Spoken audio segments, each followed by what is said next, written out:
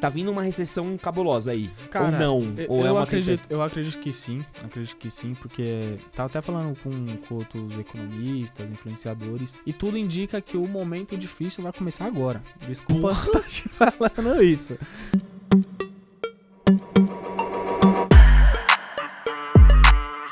O que ele pode fazer com 2K? Como é que você guardaria 2K por mês agora? Cara, em primeiro lugar, eu faria minha reserva de emergência. E assim, é o primeiro ponto, mano. O que é a reserva de emergência? Basicamente é um dinheiro que você vai juntar pra uma emergência. Pode né? crer. E aí é importante a gente definir o que é emergência, porque isso pode ser particular na vida de cada pessoa. Então, por exemplo, pra nós aqui, eu considero que um celular é uma emergência, porque faz parte do nosso trabalho.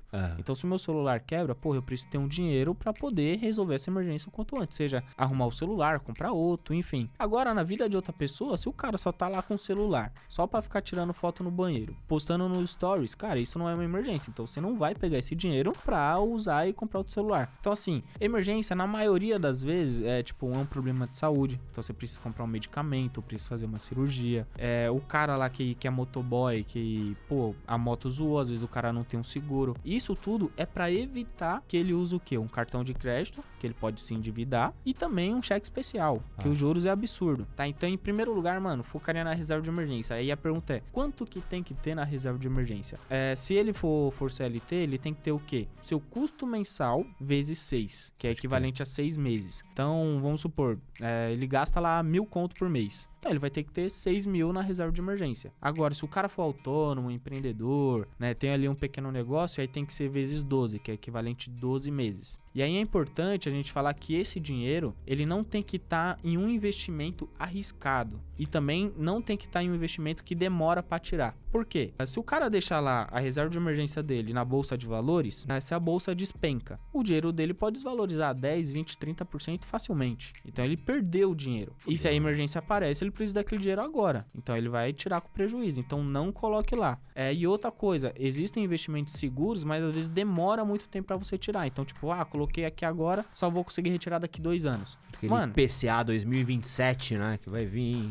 Esse você consegue retirar antes, mas não serve ainda. Mas não serve porque tem a questão da desvalorização que pode ocorrer nesse daí. Mas assim, existem alguns investimentos, tipo um CDB, né? Tipo, o cara só consegue retirar daqui 2 anos. Mano, se é emergência até agora, você pode chorar na corretora, você pode chorar no banco, você não consegue retirar antes. Não consegue. Então, quais investimentos servem para reserva de emergência? Tem o Tesouro Direto Selic, né? Existem outros tesouros diretos, mas só o Selic serve. E o CDB com liquidez diária. Tem esse detalhe aqui, com liquidez diária, que é justamente que você consegue retirar antes. Então, tem que se atentar nisso. Então, focaria na reserva de emergência em primeiro lugar. E aí, nesse meio tempo, porque geralmente demora, sei lá, talvez 1 ano para você fazer a reserva de emergência, mano, continue estudando aí sobre educação financeira, sobre investimentos.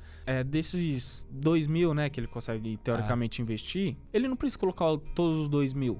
Então vamos supor, ele vai fazer um curso na área que ele, sei lá, vai pagar 500 conto por mês, sei lá, 200 conto por mês. Cara, pega ali, tipo, 1.000 conto, coloca na reserva de emergência, né? Se é 500 conto por mês, 500 vai ali pro curso e 500 ele consegue curtir ainda. Tranquilo. Porque, mano, esse é um bagulho que poucas pessoas falam, mas uma excelente reserva de emergência também é você ter seu emprego garantido. Com certeza, com certeza.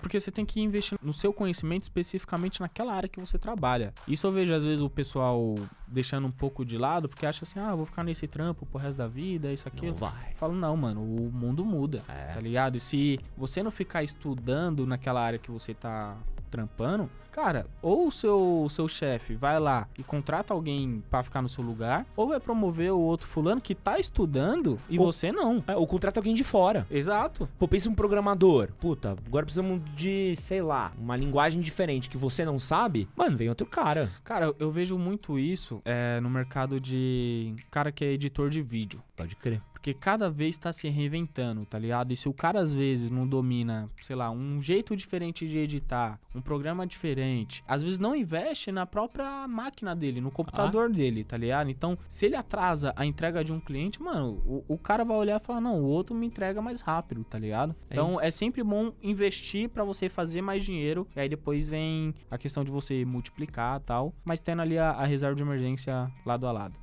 tá vindo uma recessão cabulosa aí. Cara, ou não? Ou é uma tempestade? Eu acredito que sim, porque tava até falando com outros economistas, influenciadores e tal, e tudo indica que o momento difícil vai começar agora. Desculpa estar te falando isso. Porra, que isso, velho? Espero estar errado, de verdade, e conforme eu conversei com as pessoas. Mas assim, como que a gente vai identificar muito isso? Pô, que nem eu falei, o governo imprimiu muito dinheiro, inflação veio à tona, os juros altos, a Selic alta é para combater a inflação, para diminuir, e consequentemente, né, a gente vê o Bolsa de Valores, tanto o Brasil, o exterior e criptomoeda despencando. Por quê? O pensamento do investidor, da maioria pelo menos, e que eu acho totalmente equivocada, que eu faço totalmente o movimento inverso, é o seguinte: eles olham, pô, Selic tá me pagando hoje 13% ao ano.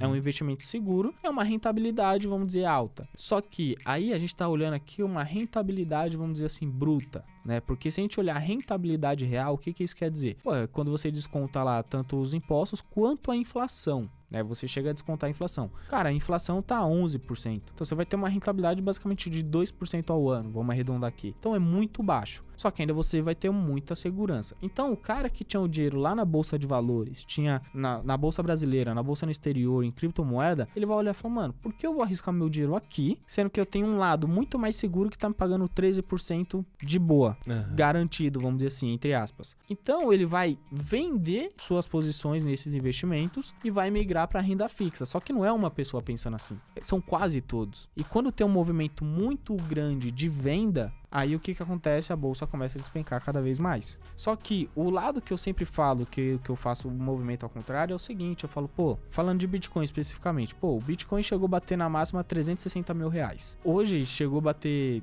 essa última semana, chegou a bater 92 mil reais. Eu falo, mano, se eu tenho uma grana aqui, vamos supor que eu já ia investir R$1.000 mesmo. Eu prefiro investir R$1.000 a um preço de 360 mil ou a de 92 mil? De 92 mil, porque eu vou estar pagando mais barato no mesmo ativo. E aí, o maior dilema do investidor hoje é que ele olha isso tudo e fala assim, tirando a renda fixa, ele olha e fala, mano, tá tudo barato. Você vê bolsa brasileira, tipo, que nem ele falou, ações, fundos imobiliários, que são os FIIs. Cara, tem os fundos imobiliários que eu olho, que eu já tenho um dinheiro investido, e falo, mano, tá mais barato ainda. E aí no outro mês eu vou e invisto. Aí eu olho lá no exterior, vejo lá Apple caindo, vejo Tesla, vejo Facebook, tudo ficando barato também. Aí eu vou lá, coloco um pouco. Então, tipo, você vê que é muito mais oportunidade e pouca grana pra sair investindo em tudo.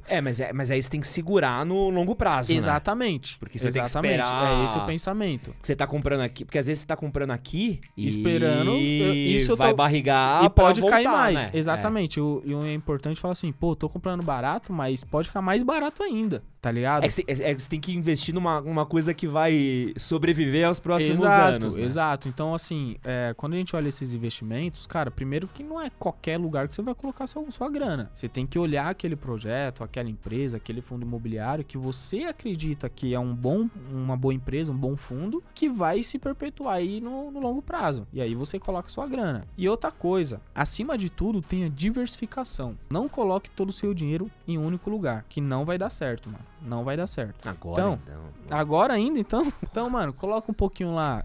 Em renda fixa, pode colocar lá um pouquinho também, né? Falando até de renda fixa, pô, tesouro direto pré-fixado. Cara, quando os juros começar a cair, a Selic, isso daqui, o pré-fixado vai se valorizar muito, tá? Então eu tô até esperando um momento um pouco mais certo de colocar uma grana lá, porque você vai se beneficiar disso, né? Que a gente fala que é marcação ao mercado. Então você pode ganhar dinheiro na renda fixa, você vai comprar bons fundos imobiliários, boas empresas no exterior, boas criptomoedas, num preço muito mais contado. Então tem que ter essa diversificação aí também. Então não tem uma boa agora, né? Cara, tipo, por exemplo, se eu falar assim, uma empresa.